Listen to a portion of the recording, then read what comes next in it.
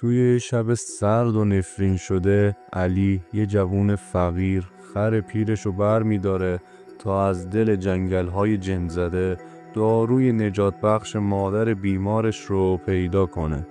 اما وسط راه صدای پچ پچ مردگان، سایه های بیچشم و موجودات وارونه کم کم دیوونش میکنه.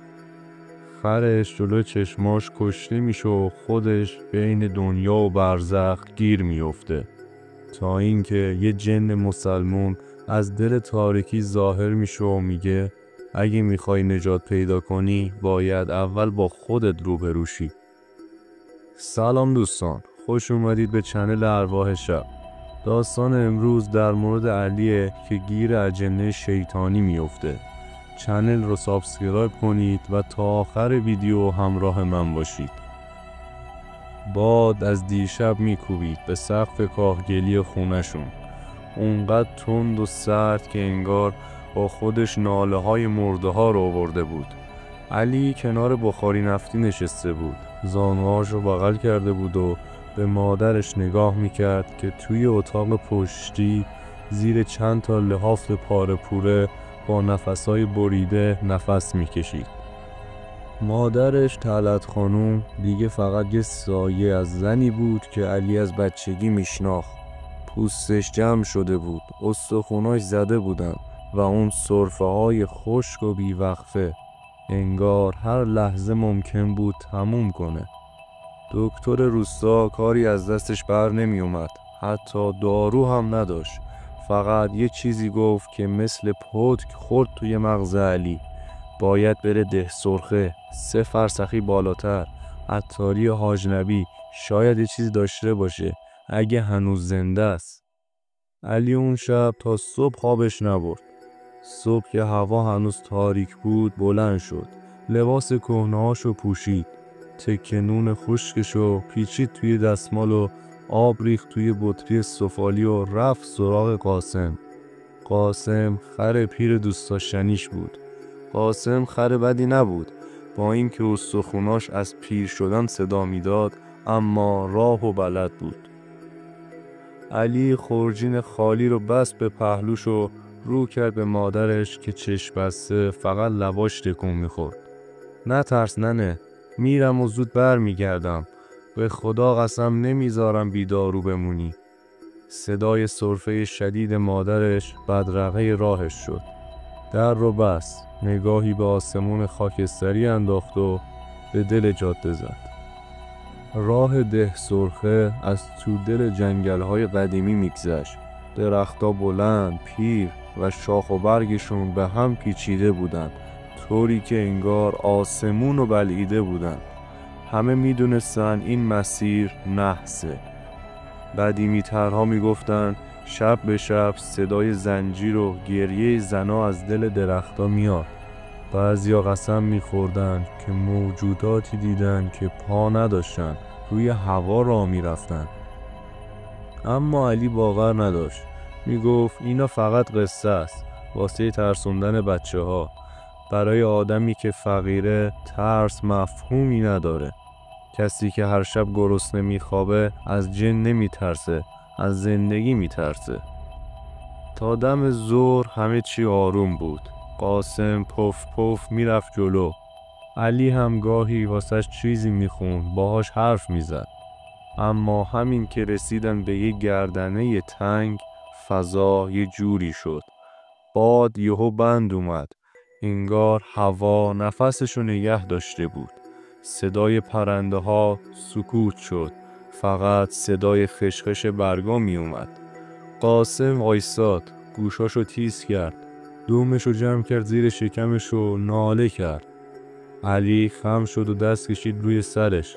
چی شده پیرمرد؟ نگونه خسته شدی؟ اما همون لحظه یه صدای پچ پچ اومد، خیلی نزدیک، درست کنار گوشش. علی از جا پرید، دور و برش رو نگاه کرد، اما کسی نبود، فقط درخت و تاریکی. دوباره اون صدا اومد و گفت برگرد علی، راه تو اشتباه اومدی، برگرد. علی ابروهاشو تو هم کشید، دور خودش چرخید. صدا از همه طرف می اومد، نه مردونه بود نه زنونه، انگار چند تا صدا با هم قاطی شده بودن.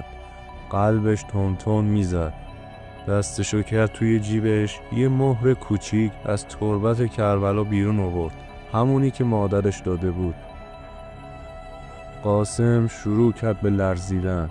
بعد یه دفعه مثل این که یکی لگد زده باشه بهش، پرید بالا و افتاد رو زمین.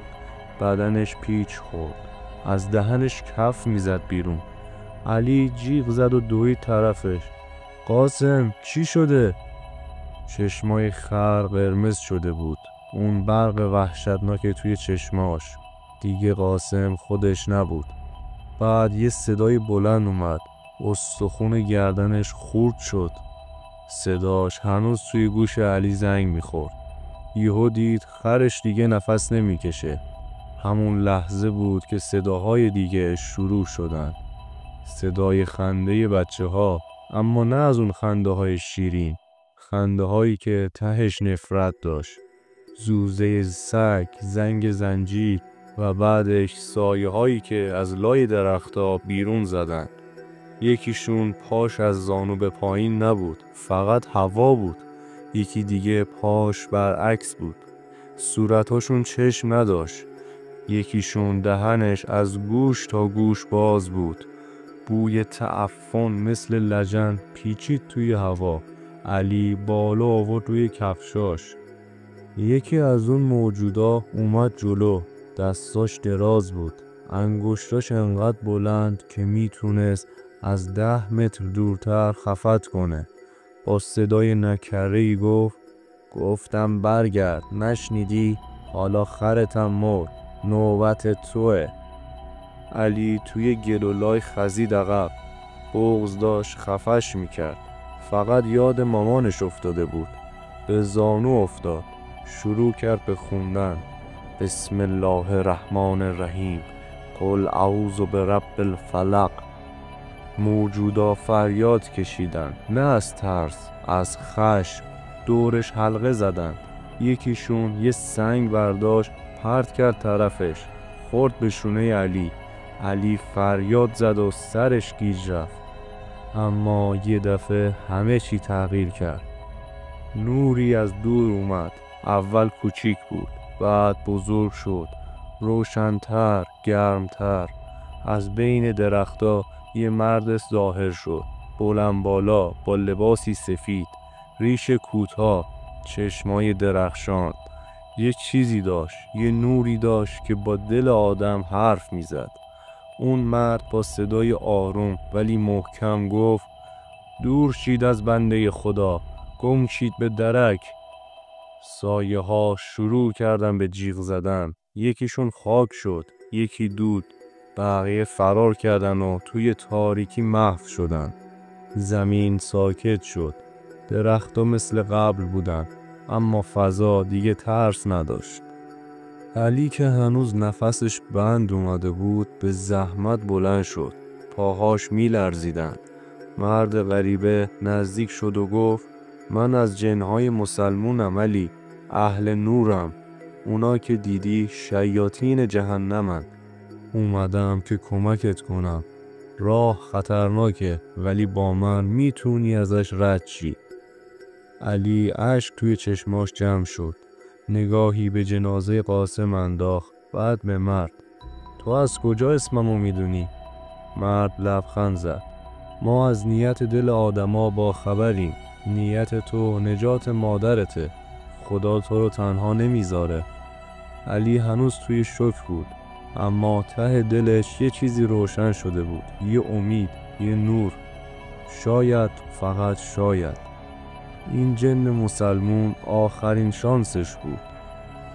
علی تا چند دقیقه فقط به جنازه قاسم نگاه میکرد.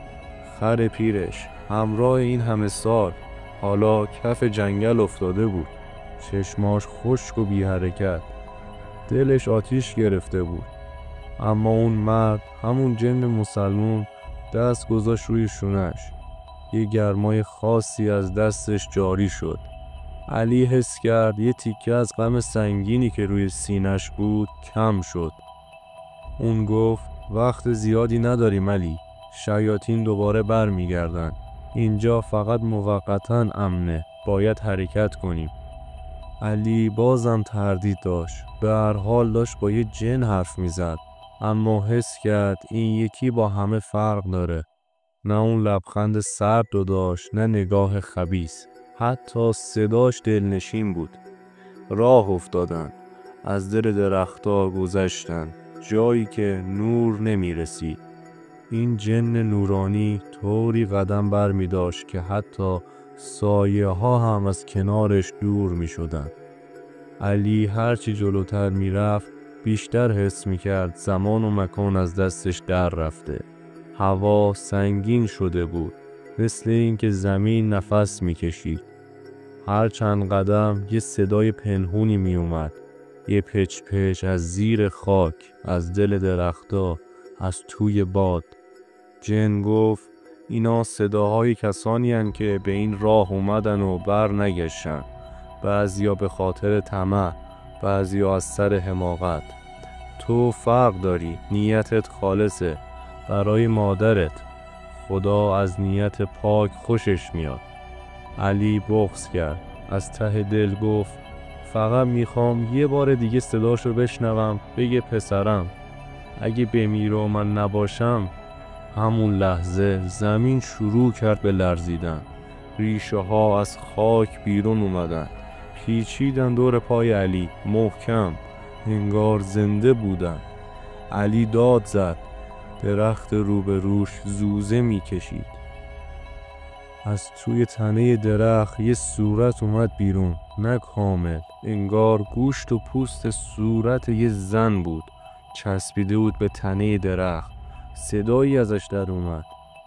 تو دیر رسیدی علی، مادرت تموم شد، تو دیگه هیچی نیستی. علی با مشت افتاد به جون ریشه ها، پاهاشو آزاد کرد. جن مسلمون هم یه ذکری خوند. با انگشت اشارش یه دایره توی هوا کشید. نور از دایره پاشید روی زمین. ریشه ها سوختن و ناپدید شدن. جن مسلمون گفت این توهم بود، یکی از تله های اونا. از درونت استفاده میکنن علیه خودت. اگه شک کنی نابودت میکنن. علی عرق کرده بود، خیس بود، خسته، ولی مصممتر. دیگه نمیترسید. باید تا انتهای این راه میرفت به خاطر طلعت خانوم. چند ساعت دیگه راه رفتن تا رسیدن به یه سنگ بزرگ. اون جن گفت اینجا دروازه است. اون ور این صخره راه روشنه، اما فقط کسایی ازش رد میشن که از آزمون بگذرن. علی با نفس تنگ گفت چه آزمونی؟ جن گفت 3 سوال، 3 تصویر، 3 حقیقت از خودت. اگه باهاش روبرو نشی گیر میکنی، مثل اونایی که صداشون از زیر خاک شنیدی. یه نور از زمین بلند شد و علی وارد چیزی شد. نه دنیا بود نه خواب. یه فضای نیمه روشن، انگار ذهن خودش بود. اولین تصویر خونه خودش بود. خودش بچه بود کنار مادرش که داشت نون میپخت و براش قصه میگفت. اما علی کوچیک نون رو پرت کرد و داد زد نمیخوام. چرا بابا مرده؟ تو هم هیچی نداری. علی بزرگ از شرم سرش خم شد. اشک توی چشماش جمع شد. مادرش رو توی اون تصویر فقط نگاه کرد. چیزی نگفت و لبخند زد. صدایی گفت پشیمونی پسر؟ علی گفت آره، عمرمو بدم فقط یه بار دیگه اون لحظه رو پاک کنم. و تصویر محو شد. دومین تصویر علی توی جوانی وقتی میتونست از روستا بره شهر، اما نرفت به خاطر مادرش. اما ته دلش همیشه حسرت داشت. حالا خودش رو میدید کنار ایستگاه اتوبوس که اون علی دیگه رفته و موفق شده و پولدار شده. اون صدا گفت اگه بری، اگه خودتو نجات بدی، شاید دیگه فقیر نمیشی. اما مادرت. علی گفت اگه 1000 بار دیگه هم باشه من میمونم، چون این خاک که زیر پاشه براش مقدس و حتی برای مادرم جون هم میدم.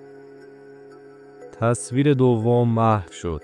تصویر سوم قبر مادرش بود. سنگ سیاه روش نوشته بود طلعت مادر علی. بارون و صدای روزه. علی فریاد زد نه، اما صدا گفت نترس، اگه از مرگ بترسی زنده نمیمونی، فقط بپذیر و راهتو برو. علی آروم شد، نفس کشید، اشک ریخت اما عقب نرفت. گفت عمر ما دست خداست، هر وقت خدا بخواد، نه یه لحظه زودتر نه یه لحظه دیرتر. نور همه چی رو شست و برد. وقتی علی از اون حالت در اومد دید توی باغ پنهان ایستاده. هوا تازه بود، پرنده ها میخوندن. جن مسلمون کنارش بود، لبخند به لب.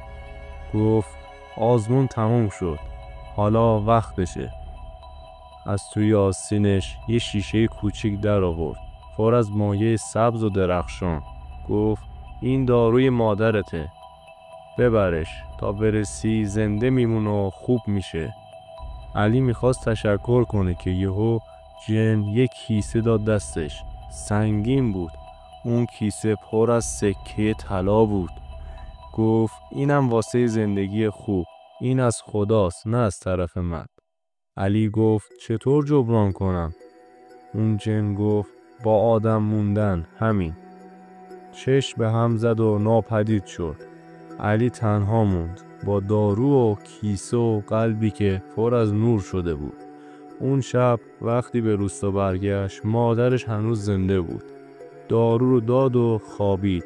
صبح مادرش انگار 20 سال جوان شده بود و زندگی از نو شروع شد. علی دیگه فقیر نبود، با مادرش بهترین زندگی رو توی روستا داشتن. جن رو دیگه ندید، اما هر شب قبل خواب صدای اون دعا رو توی گوشش حس می‌کرد. خب دوستان، داستان امروزم تموم شد. اگه خوشتون اومد لایک کنید و چنل رو سابسکرایب کنید، چون هر روز ویدیو جدید داریم.